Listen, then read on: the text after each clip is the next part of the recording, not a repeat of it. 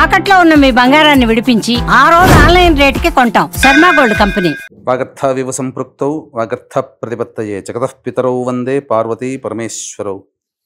ఆదిత్యాయ చ సోమాయ మంగళాయ బుధాయ చ గురు శుక్ర శనిభ్యశ్చ రాహవే కేతవే నమః.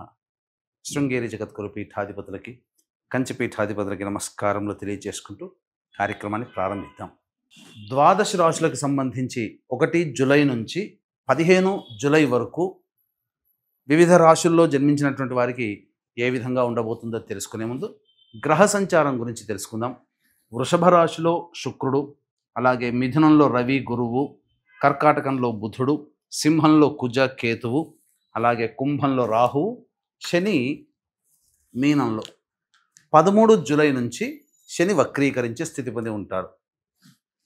అయితే ప్రధానంగా గమనించుకున్నట్లయితే చాలామంది ప్రేక్షకుల్లో ఉన్నటువంటి చాలా సందేహాలు, కొన్ని చెప్పినటువంటి విషయాల్లో కొన్ని మాకు ఫలితాలు సరిపోవట్లేవు అని అంటున్నారు. అంటే దీని అర్థము చాలామంది చూసుకునేటువంటిది ఈ సన్ జొడాయిక్ సైన్ ద్వారా చూసుకుంటున్నారు. అంటే ఈ ఉదాహరణకు చెప్తున్నాను, 23 జూలై నుంచి 22 ఆగస్టు మధ్యలో పుట్టినటువంటి వాళ్ళకి లియో సైన్ అని చెప్తారు. కాబట్టి సింహరాశి గురించి చెప్పేటప్పుడు ఆ 22 జూలై నుంచి 23 జూలై నుంచి 22 ఆగస్టు మధ్యలో పుట్టిన వాళ్ళు చూసుకుంటున్నారు. అది తప్పు. మీరు జన్మించినటువంటి జన్మ తేదీని అనుసరించి ఒక నక్షత్రము, ఆ నక్షత్రాన్ని అనుసరించి రాశి ఉంటుంది, ఆ రాశి ప్రకారమే మీరు చూసుకోవాలి. ఇది సరైనటువంటి విధానము. కొంతమంది నామ నక్షత్రం చూసుకుంటున్నారు. ఉదాహరణకి శ్రీనివాస్ అని చెప్పి అనుకున్నాం అనుకోండి, చాలామంది సి అనే అక్షరం ఈ శతభిష నక్షత్రంలో ఉంటుంది కాబట్టి కుంభరాశికి చూసుకుంటున్నారు, తులారాశికి చూసుకోవాలి. కృష్ణవేణి అన్నప్పుడు మిథున రాశి చూసుకుంటున్నారు, అది కూడా తులారాశి, అలా చూసుకోవాలి. కాబట్టి మనం అనేక విధాలుగా ఈ శాస్త్ర ప్రకారము మనకు ముందుకు వెళ్ళినట్లయితే తప్పకుండా ఆ ఫలితాలు అనేటువంటివి మనకు సరిపోతాయని చెప్పవచ్చు. ఇక ఆలస్యం చేయకుండా వివిధ రాశుల వారికి ఈ 1 జూలై నుంచి 15 జూలై వరకు ఏ విధంగా ఉండబోతుంది, ఆదాయ వ్యయాలు, ఖర్చులు, అలాగే పరిస్థితుల అనుకూలత, ఇవన్నీ కూడా క్లుప్తంగా మనం తెలియజేసుకునే ప్రయత్నం చేద్దాం. ముందుగా ద్వాదశ రాశులలో భాగంగా మొదటిదైనటువంటి మేషరాశిలో జన్మించినటువంటి వారికి ఏ విధంగా ఉండబోతుంది. ఈ మేషరాశిలో జన్మించినటువంటి వారికి శుక్రగ్రహ సంచార ప్రభావము చేత అనుకూలమైనటువంటి స్థితిగతులు కుటుంబంలో కలుగుతాయి.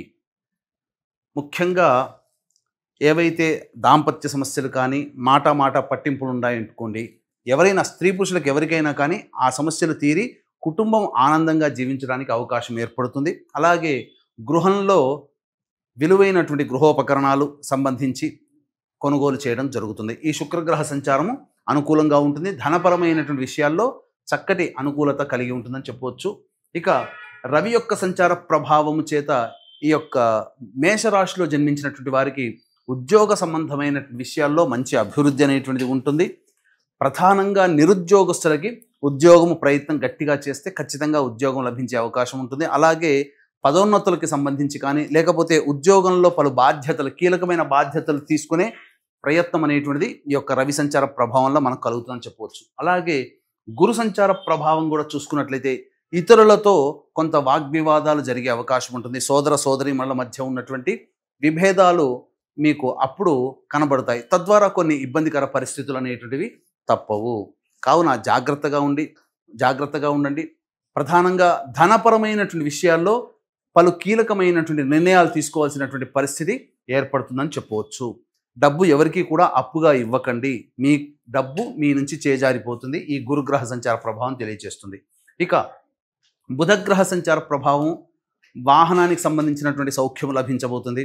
మీరు పడినటువంటి కష్టానికి చక్కటి ప్రతిఫలం అనేటువంటిది ఉంటుంది. వ్యాపార రంగంలో ఉన్నటువంటి వారికి వ్యాపార అభివృద్ధి అనేటువంటిది కలుగుతుంది. వృత్తిలో ఉన్నటువంటి వాళ్ళకి, కుల వృత్తిలో ఉన్నటువంటి వాళ్ళకి ఆ వృత్తి అభివృద్ధిగా ఉంటుంది.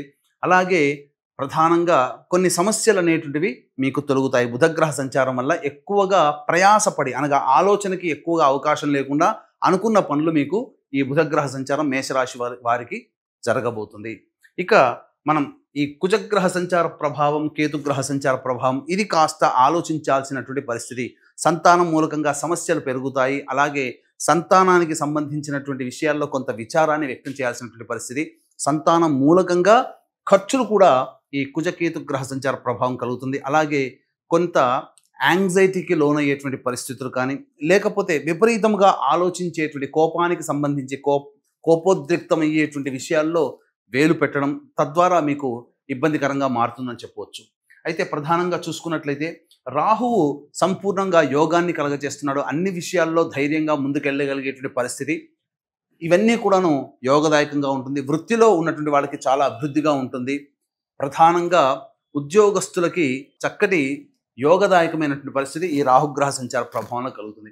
అయితే శని సంచార ప్రభావం మేషరాశి వారికి ఏలినాటి శని ప్రభావాన్ని కలగచేస్తున్నప్పటికీ 13 జూలై నుంచి శని వక్రీకరించినటువంటి ఫలితం చేత కుంభరాశి ఫలితాలని కూడా ఇవ్వబోతున్నాడు. తద్వారా 13 తారీఖు నుంచి, అనగా వక్రీకరించే స్థితి పొంది ఉంటున్నాడు కాబట్టి ఇంచుమించు మీకు 8, 9వ తారీఖు నుంచి శుభమైనటువంటి ఫలితాలు కలుగుతాయి. కింది స్థాయి వాళ్ళు మీకు సంపూర్ణంగా అనుకూలంగా ఉండడము, తద్వారా వారి వల్ల మీకు మంచి ప్రయోజనం కలిగేటువంటి అవకాశాలు ఉంటాయి.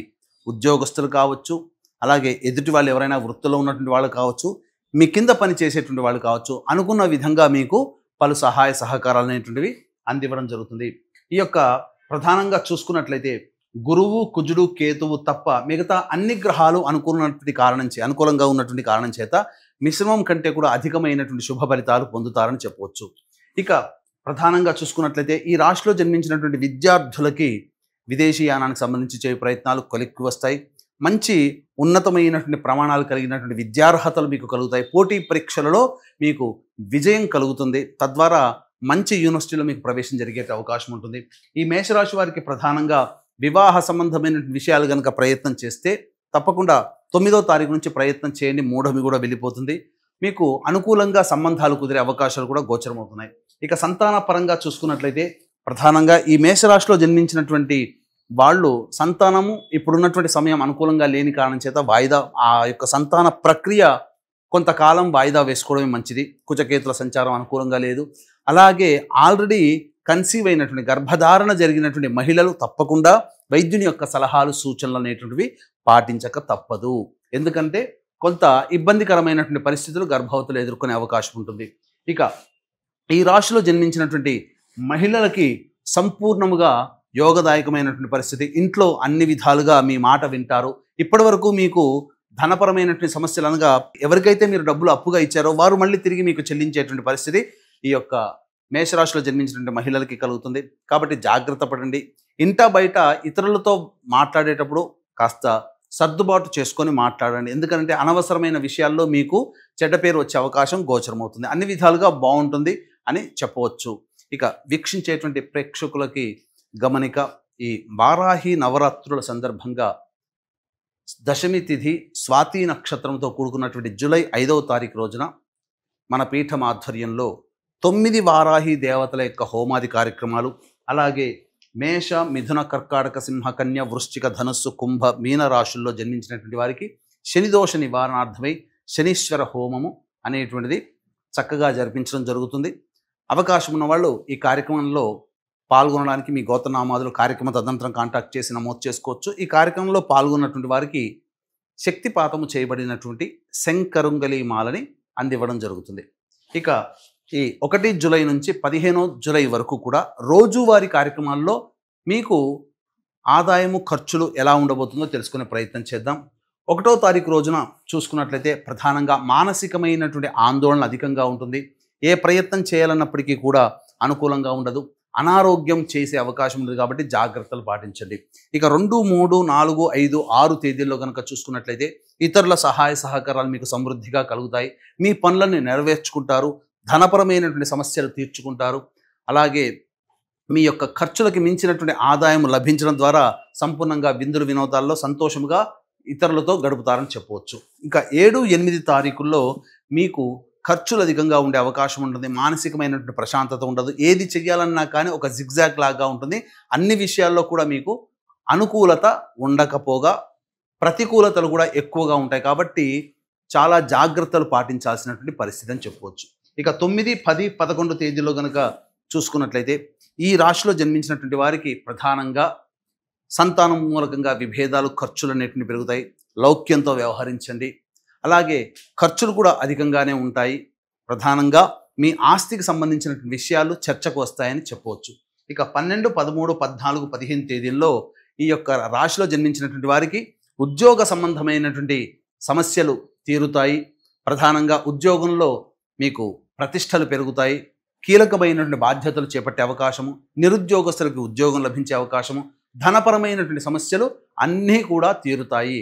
అన్ని విధాలుగా శుభయోగంగా ఉంటుంది. వ్యాపారంలో ఉన్నటువంటి వారికి, వృత్తిలో ఉన్నటువంటి వారికి అనుకూలత ఎక్కువగా ఉంటుందని చెప్పవచ్చు. ఏ తర్వాత చెప్పుకొచ్చేది ఏమిటంటే 7, 8, 1 మరియు 9, 10, 11 తేదీల్లో జాగ్రత్తలు పాటించండి. మిగతా తేదీల్లో అన్ని అనుకూలంగా ఉన్నటువంటి కారణం చేత శుభమైనటువంటి పరిస్థితులు, శుభమైనటువంటి యోగాలు మీకు కలుగుతాయని చెప్పడంలో ఏమాత్రం సందేహం లేదు. ఇక వీక్షించేటువంటి ప్రేక్షకులు కూడా ఈ సంబంధించినటువంటి చెప్పినటువంటి విషయాల్లో సమస్యలు మీకు ఉన్నప్పుడు జాతకరీత్యా ప్రధానంగా ప్రతిరోజు సుబ్రహ్మణ్య భుజంగ స్తోత్రము, కాలభైరవాష్టక పారాయణం మీరు ప్రతిరోజు పఠించండి, రోజుకి 3 సార్లు.